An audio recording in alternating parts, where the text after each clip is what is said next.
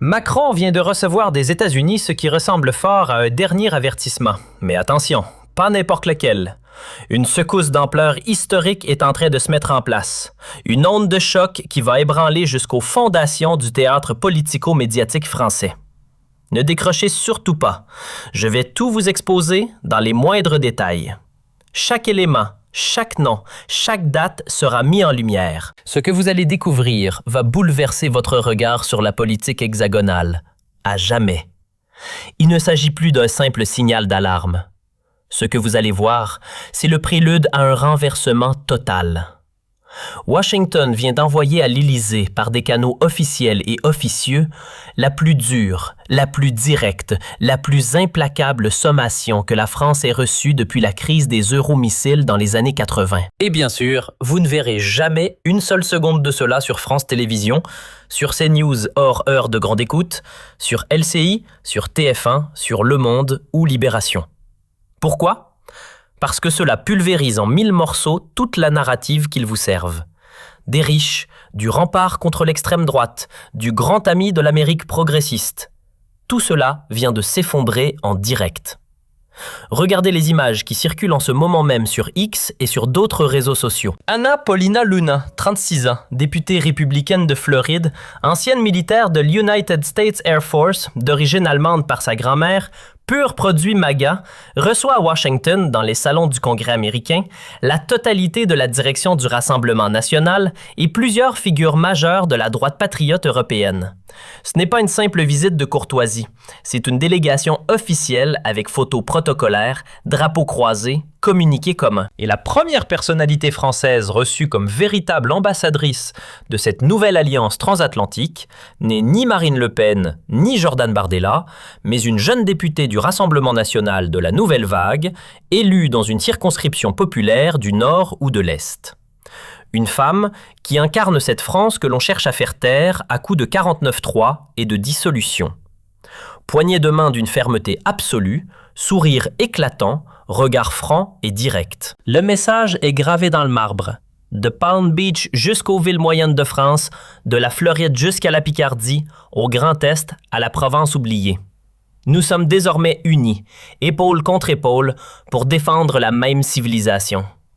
Et là, attachez vos ceintures, parce que le premier coup de massue arrive. Anna Paulina Luna a pris la parole publiquement, devant les caméras américaines et sur ses réseaux suivis par des millions de personnes, pour exprimer son écœurement total face à ce qui se passe en France en 2025. Elle a littéralement déclaré, je cite presque mot pour mot, « Je suis horrifié de voir que dans un pays fondateur des droits de l'homme, un simple citoyen n'a plus le droit d'arborer fièrement le drapeau tricolore sans être immédiatement qualifié d'extrémiste, harcelé, menacé, voire arrêté. » Elle parle ouvertement de persécution politique systématique et elle donne des exemples concrets, nominatifs, qui font l'effet d'une bombe à fragmentation dans les couloirs de l'Élysée et du ministère de l'Intérieur. Elle évoque le cas de plusieurs Français, des professeurs, des petits entrepreneurs, des parents d'élèves, des anciens militaires, qui, en 2025, sont obligés de fuir leur propre pays et de demander l'asile politique aux États-Unis d'Amérique. Oui, vous avez bien entendu, des Français demandent l'asile à Washington parce qu'ils risquent la prison, la ruine judiciaire ou la mort sociale simplement pour avoir défendu des idées patriotes ou avoir refusé le dogme climatique obligatoire. Et parmi eux, une jeune femme que vous connaissez tous. Cette militante courageuse de 22 ans qui avait osé dire non au délire écolo totalitaire et à la censure généralisée. Elle vient officiellement de déposer sa demande d'asile politique auprès des autorités américaines. Anna Paulina Luna a annoncé qu'elle allait la recevoir personnellement au Congrès, avec caméra, avec discours, avec soutien total de la majorité républicaine. Ce n'est plus de la symbolique. C'est une déclaration d'ingérence assumée. Si la France macronienne n'est plus capable de protéger ses propres citoyens qui pensent autrement, alors les États-Unis le feront à sa place. Rappelez-vous les images du 20 janvier 2025. Éric Zemmour était déjà présent à l'investiture de Donald Trump, assis à quelques mètres du nouveau président. Aujourd'hui, c'est toute la direction du Rassemblement national, plusieurs députés européens patriotes, des responsables de jeunesse qui sont invités en grande pompe à Washington. Tapis rouge, réunions au département d'État, rencontres avec des sénateurs, des groupes de réflexion, des donateurs. L'objectif est annoncé sans aucune ambiguïté. Exporter massivement, méthodiquement, l'idéologie MAGA sur le sol européen. Liberté d'expression absolue, sans aucune limite wokiste. Fin de la culture de l'annulation. Fin de la peur de dire des vérités biologiques, historiques ou économiques. Arrêt total de la désindustrialisation imposée au nom du climat. Halte à l'immigration de peuplement. Halte à l'idéologie du genre dans les écoles maternelles. Halte aux sanctions contre les parents qui refusent la théorie queer pour leur enfant. Et le Rassemblement national est désigné comme le fer de lance officiel, le cheval de Troie légitime, le parti qui portera cette révolution en France jusqu'à l'Élysée. Et là, au moment exact où Donald Trump et ses alliés tendent la main, la plus puissante de la planète, en disant « Venez, nous vous couvrons », une seconde bombe encore plus énorme explose en France, en direct, sous nos yeux. Prenez une ville moyenne, une ville comme Colmar, comme Niort, comme Lançon, une ville avec un parc des expositions classique. Un contrat de location signé, payé, validé par la préfecture, par les pompiers, par tous les services. Que devait-il s'y passer? La fondation officielle d'une nouvelle organisation de jeunesse patriote 100% légale. Les jeunes, avec Marine, nouvelle génération, ou une structure indépendante, peu importe. Des jeunes de 14 à 35 ans qui veulent simplement faire de la politique, organiser des débats, des actions citoyennes, dans le strict respect de la Constitution et des lois de la République. Et qu'est-ce qui se passe à la place? Une opération d'intimidation nationale qui ferait rougir les régimes les plus corrompus d'Amérique latine ou d'Europe de l'Est. Des hôtels qui annulent les réservations par dizaines. Pas parce qu'ils le veulent, mais parce qu'ils reçoivent des menaces de mort, des menaces d'incendie, des appels anonymes. Si vous hébergez ces jeunes, on brûle votre établissement et on publie l'adresse de vos enfants. Des traiteurs qui déchirent les contrats à 3 heures du matin. Des salariés du parc des expositions qui effacent leur nom, leurs photos, leur adresse de LinkedIn, de Facebook, du site de l'entreprise, parce que des listes noires circulent déjà sur Telegram, Signal et Discord.